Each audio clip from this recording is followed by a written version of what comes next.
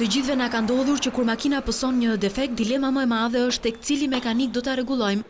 Në këtë mëdyshje është edhe Imelda Beqiri, e cila ka nevojë për shërbim servisi për automjetin e saj, pasi është sorollatur në disa pika të tilla shërbimi në kryeqytet.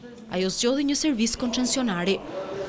Por du zhgënjur, edhe jam zhgënjur, shkojmë sa ndë këtej, derisa sa kemi gjetë më të mirë. Këtu bëra 6 muaj, që unë kam sjell makinën, për ndrimin e filtrave, ndrimin e vajrave, këto, edhe sikur jemi të kënaqur.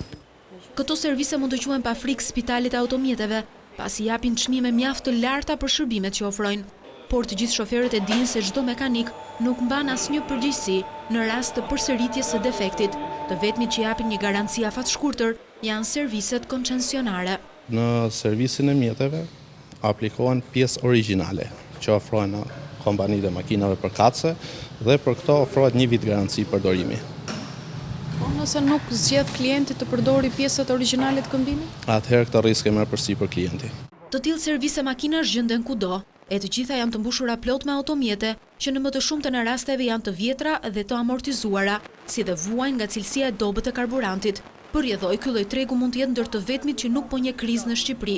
Një tjetër mekanik në Tiranë, Neritan Mahmut, ai thotë se qëllimi i tij është të mbajë sa më gjatë klientët, por përgjegjësia e tij është morale dhe jo ligjore. Është bërë si kështu, domethënë do të bësh lek hap servis, është bërë ky muhabet, por këtu është problem që duhet jetë çik rregullator shteti, duhet të vejë një numër të caktuar të servisesh, që edhe mos të abuzohet në këtë drejtim, se kanë dalë lloj-lloj ustallarësh që edhe marrin dhe me qafë klientit. Sepse nuk merret makina as me inventar, as nuk dorëzohet me vul me dokument. Çdo gabim me apo pa dashje që mund të bëjë mekaniku është një veprim i cili nuk gjen penalizim, pasi ky lloj tregu është jashtë kontrollit, ndërsa konsumatorët janë totalisht të pambrojtur.